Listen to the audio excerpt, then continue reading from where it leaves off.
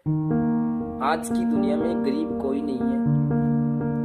एक कहानी के माध्यम से मैं आपको बताना चाहता हूँ। देखना, एक बार एक निर्धन व्यक्ति ने महात्मा बुद्ध से पूछा कि मैं इतना गरीब क्यों।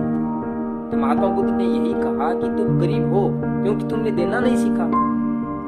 तो गरीब आदमी ने कहा, हे महात्मा, मैं कहाँ से दूं, मेरे पास कुछ है ही नहीं देने के लिए, मेरे पास तो कुछ बचा ही नहीं है।